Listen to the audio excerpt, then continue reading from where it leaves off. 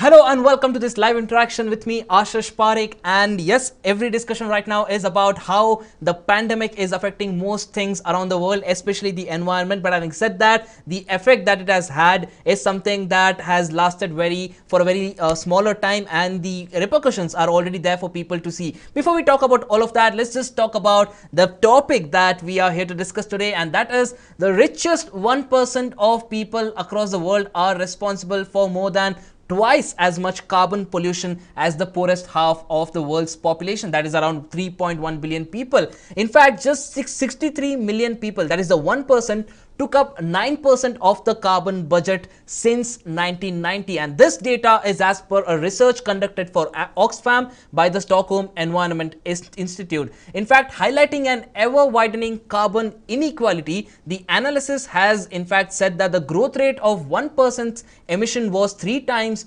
that of the poorest half of humanity. And now this data is of course shocking, and in fact the analysis led by Oxfam even showed that between 1990 and 2015, when annual emissions ballooned 60%, that rich nations were responsible for depleting nearly a third of Earth's carbon budget. So what exactly is a carbon budget? Well, carbon budget is the limit of cumulative greenhouse gas emissions mankind may produce before rendering catastrophic temperature rises which are unavoidable. In fact, with just 1 degree Celsius of warming so far, Earth is already battling more frequent and intense wildfires across the world, droughts and superstorms rendered more powerful by the rising seas. And in fact, the situation is as worse as it has ever been. And in fact, it is now time for a lot of people to realize that it is not just the underdeveloped countries that are contributing to the pollution, it is also the richest 1%, that is the developing country, that are also contributing to the pollution, in fact contributing much more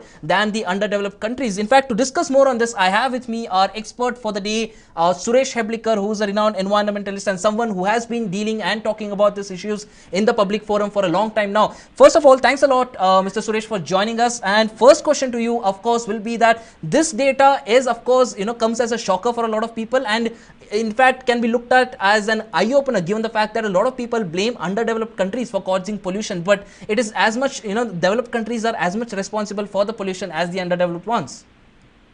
Yeah. Let me tell you first that you brought about the right thing, that the developed nations are contributing much less compared to the developing countries, as has been put out to the world. Yeah. But recently, the United Nations Secretary General, the Secretary General gave a talk at the Energy Institute, TERI, in Delhi, in the presence of External Affairs Minister, where he said that India should reduce the use of coal and reduce emissions by 45% by 2030. And this is he has said it later. He went to the United Nations headquarters in September on 9. He gave a talk, and also there he added China. And he said both India and China should bring down by 45%. Okay. This pollution, 45% emissions, and try to help the climate change situation. Now, let me tell you this: the cumulative effect of these emissions, which determines the temperature rise, the temperature increase, is nearly 4% only India has done in the last, from 1990 to 2017. Okay. The cumulative pressure, the cumulative uses of our energy and whatever, the coal, whatever, it is only by 4% it has. But whereas United Nations, that is the European nation, during the same period have increased by 20%. Okay. India has done only by 4%. Yeah. And this is by 20%. You can imagine the amount of power which is being used by the developing countries. Yeah. So we have to understand why the United Nations General Secretary is interested in pressurizing India. One thing, let me tell you, that they are not getting the domestic support to bring down the climate change, that is the emissions, the power emissions in their own countries. Okay. So they are diverting now their attention to the developing countries like India and other countries. and Absolutely. pressurizing us to bring down the the use of coal. But whereas the developed nations have been using the oil and gas, which are also fossil fuels. Yeah. They are using in tremendous quantities, and that is why. But they are not talking about it. They are only talking about carbon neutrality by 2050. Yeah. They say, okay, there will be everything fine, and the world will reach only 2%, that is 2 degrees Celsius. But India has always been, trying to understand the Paris Agreement, which happened in 2015. We are trying to help. We are trying to, ask our own industrialists and manufacturers and all that not to produce more, emissions. And we are trying to be on par with our own economic capacity, our own economic responsibility. Yeah. Whereas the Western world, you see, European Union has 448 million people, whereas we are 1.3 billion people. And 1.3 billion people, the amount, what about our economic capacity? What about our economic conditions? Yeah. We have to progress economically. We have to manufacture. We have to have transport. We have to have infrastructure. And to all this, we need energy. Yeah. Where can we go? Also, If we Mr. do not, also, if we do not, we will be trapped by this talk by the United Nations General Secretary, Mr. Antonio Guterres, who has been asking us to reduce. I think it is not possible for India to listen to him and trap down everything. Yeah. We are going to be ultimately caught by the environmental trap. Yeah. We will be caught by this emission trap. We will not be able to go ahead anywhere. So we have to understand this.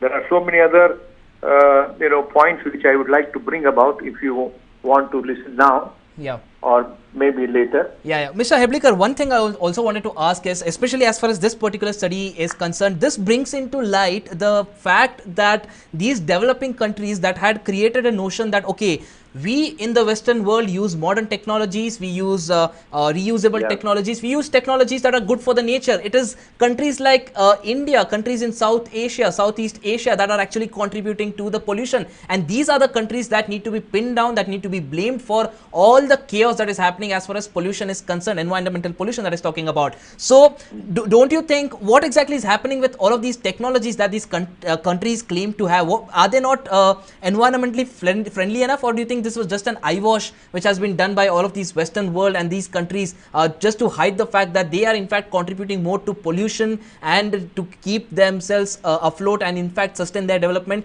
And on the other hand, they are trying to put down countries like India and several other countries that are not really contributing as much as them. Exactly. You're right. You see, we are using technologies, no doubt. These technologies have come to us from the Western world.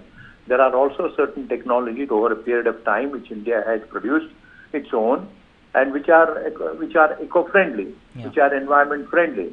Like, for instance, in the small businesses that we have, like, we use the cycles, and the cycle itself produces certain amount of energy.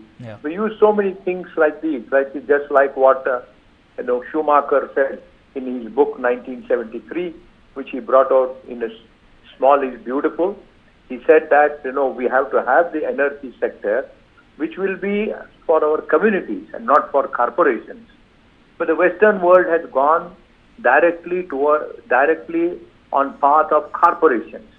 That is why they have huge industries, they have huge corporations, they use huge technology. A country like India cannot afford huge technologies because they're very expensive. And they also use a lot of oil, they also use a lot of gas. So we are only left to use the coal, which is much cheaper compared to gas and compared to oil. The amount of gas and oil that is required to manufacture the kind of products which are needed for our consumption. So there is something which we have to look at. For instance, when we talk about the Western nations, their populations are much limited. As I said, the 36 countries of the European Union have only about 448 million people. Whereas we in one country, we have 1 crore, 130 crore people. So we may also have to look at our, population. Exactly. We live You see, we are poor, no doubt about it. But poverty doesn't mean that we are gone to dogs. Yeah. No, we have lived traditionally a simple life. We have lived traditionally a traditional life, using much less energy, using much less technologies. We have been by our own hand. We wash our clothes by our own hand. We do agriculture. It is only in the last 2 decades that we started getting some of the technologies, even in our villages. Otherwise, our people, you can see, you get the picture of the people. They take the bullocks, they take the yoke, and they start, plowing the land. They don't use tractors and all that like the Western nations. Yeah. Everything is, they use the machinery there. It is not required, because here agriculture is something like a yoga. You sit down, you clear the earth, you sow the seeds, Yeah. you clear the soil, and for that you have to sit down and do so many acrobatics. These acrobatics are natural. No, I'm saying this is true. Yeah. Because this has made our country a much better country by using our bodies, our health, and not doing, they have to go to the gym and then spend again so much of money on the machinery, on the energy, on the technology, on air conditioning. We don't have to do it. Yeah. Only in big cities now, some of the techies go to the gym and they do it. Exactly. But the rest of the people, like 60% of our people who live in the villages, they go on doing hard work, not use much technology. They use much less energy. And still, the United Nations is trying to pressurize the countries like India. Of course, China has done a remarkable growth in the last 20 years. They have depended on their own energy. They are number one in producing the solar energy today, no doubt about it. We can also go ahead slowly. See, we have to have our own pace of life, our own pace of growth. Yeah. Our economic growth is not the final thing for us to be happy in the world. Exactly. Let me tell you that. Yeah. Because I'm a student of economics, but I have studied environment. I have gone through environment for the last 30 years. Yeah. I understand what exactly the environmental needs of this country and the economic needs of the country. Yeah. We don't have to have big power sector, big corporations.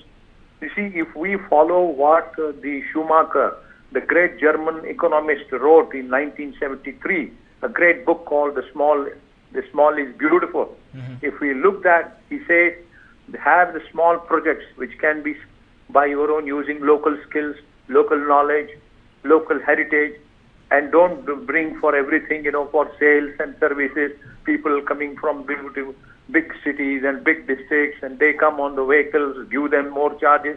Don't do that. Yeah. Have small projects which Yeah. can be using your skills, your technologies, your own local, technological level of understanding of these contraptions. These are the things which a country like India needs. Absolutely. We have forgotten. Yes, we have forgot. See what Gandhi said. Gandhi has been highly appreciated by the great economists of the world. Even the great, there is a report by Stanford University which was brought about by about 10 years ago. They have listed 3 people. Yeah. That is Mahatma Gandhi, Schumacher, and Hoover from America. Absolutely. These are the 3 people, they said, have shown the world how we can save the planet. Exactly. Lord Attenborough. That again brings into perspective the fact that we're talking about how countries like India are being blamed, but at the same time when you actually come down to the ground, to the grassroots, exactly, you don't really see people or people or authorities or governments really sacrificing the nature for the sake of economic development. Yes, that is required, that is important, but at the same time we are also making sure that we coexist with our nature, we coexist with the environment, and these countries which lecture us about how the environment has to be saved, how we should be using better practices to make sure that pollution is reduced, emissions are reduced. These countries are in fact the actual culprits, and they are the ones who are actually causing harm to the nature. Thank you so much, Mr. Heblikar, for joining us for this live interaction. That was our live interaction for the day. Do let us know what you think in the comment section below, and also do not forget to leave behind your comments in the comment section, and also like, share and subscribe to News 9 Digital. Thanks for watching.